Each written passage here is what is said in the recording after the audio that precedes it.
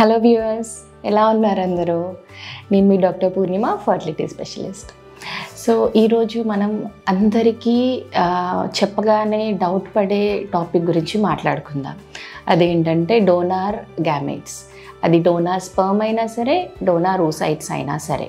Topic గురించి explain చేయడం కన్నా ఒక రియల్ టైమ్ సినారియో, ఒక కపుల్ ఈ సిచ్యువేషన్ ఎలా ఫేస్ చేశారు అన్నది చూద్దాం.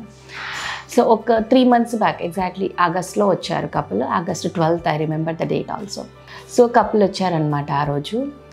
వాళ్ళిద్దరు ఏజ్ 32 years, 34 years. వచ్చిన తర్వాత నార్మల్గా బేసిక్ స్కాన్ చేశాను. అంతకుముందు వాళ్ళు చేసుకున్న ఇన్వెస్టిగేషన్స్ ఉన్నాయి, కానీ ఇప్పుడు 2 years, 3 years బ్యాక్ చేసుకున్నారు. ఆల్రెడీ మ్యారేజ్ అయ్యి 8 years. ముందు ప్రెగ్నెన్సీస్ ఏమీ లేవు. అంతకుముందు ట్రై చేశారు, దగ్గరలో లోకల్లో ఉన్న 2-3 డాక్టర్స్ దగ్గర ట్రై చేశారు, ట్యాబ్లెట్స్ వాడారు, ట్రై చేశారు. They were not willing to go for IUI అట్లాంటి ప్రొసీజర్స్ మీద వాళ్ళకి నమ్మకం లేదన్నమాట. సో ఎట్లా ట్రై చేసినా కూడా నార్మల్గా ట్యాబ్లెట్స్ ద్వారానే న్యాచురల్గానే కలిసి ఉండే ప్రయత్నం చేద్దామని వాళ్ళ నమ్మకం అన్నమాట. అలానే కావాలి అని చెప్పి డిఫరెంట్ డాక్టర్స్ దగ్గరికి వెళ్ళారు. ఇంకేమవుతుంది, different doctors, number of doctors దగ్గరికి వెళ్ళిన తర్వాత మనకు విసుగు వచ్చేస్తుంది. అరే ఎంతమంది డాక్టర్స్ దగ్గరికి వెళ్ళినా పెద్దగా యూజ్ ఏం లేదు అని చెప్పి విసుగొచ్చి ఆపేశారనమాట. అండ్ ఎట్ ద టైం వాళ్ళకి నా రిఫరల్ ఎలా తెలిసింది అంటే, మా దగ్గర ఆల్రెడీ ఒక పాజిటివ్ వచ్చిన పేషెంట్ ఉన్నారనమాట, వాళ్ళ కజిన్ అనమాట. సో వాళ్ళు వెళ్ళి రిఫరల్ ఇచ్చారు. సరే, మీరు ఇన్ని హాస్పిటల్స్ తిరిగారు కదా, ఇప్పుడు లాస్ట్ 2-3 years నుంచి ఎక్కడికి వెళ్ళట్లేదు, మీ ఇద్దరు ఏజ్ కూడా పెరిగిపోతుంది, ఒక్కసారి మేడం దగ్గరికి వెళ్ళి కలవండి అని చెప్పి రిఫరల్ ఇచ్చారు. సో వాళ్ళు వచ్చారనమాట. వచ్చినప్పుడు నేను ఇన్వెస్టిగేషన్స్ అన్నీ చూశాను. పాత ఇన్వెస్టిగేషన్స్ అన్నీ కూడా ఎప్పటికో 2-3 years బ్యాక్ ఉన్నాయి, ఫ్రెష్గా ఏమీ లేవు. అదే చెప్పాను, ఫస్ట్ నేను బేసిక్ స్కాన్ అయితే చేస్తానండి, మీరు కూడా ఫస్ట్ ఇన్వెస్టిగేషన్స్ ఇచ్చేసేయండి. రక్త పరీక్షలు, మీ కణాల పరీక్ష చూస్తే దాన్ని బట్టి మనం ఎలా ముందుకెళ్ళాలి అనేది తెలుస్తుంది అని చెప్పి. But the couple were not even willing for the investigations also.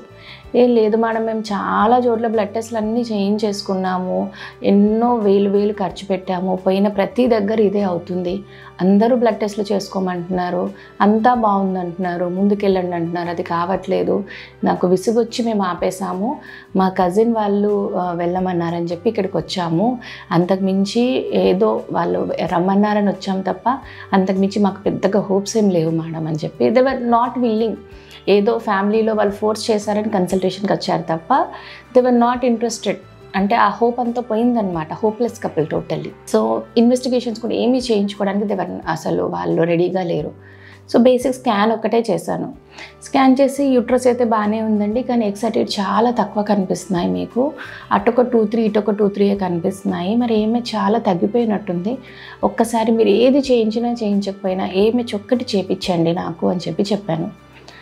So that ఏమేజ్ నాకు ఒక వాల్యూ తెలిస్తే దాన్ని బట్టి నెక్స్ట్ మనం ఎలా ముందుకెళ్ళాలి అన్నది నేను మీతో డిస్కస్ చేయగలుగుతాను అని చెప్పి. సో వెళ్ళారు, ఏమేజ్ ఎంత అని తెలుసుకున్నారు, మళ్ళీ వచ్చారు, లేదు మేడం మేము అది కూడా చేయించుకోము, మీరు స్కాన్ మీద డిపెండ్ అయ్యి నాకు చెప్తారా చెప్పండి, లేదంటే మేము వెళ్ళిపోతాం.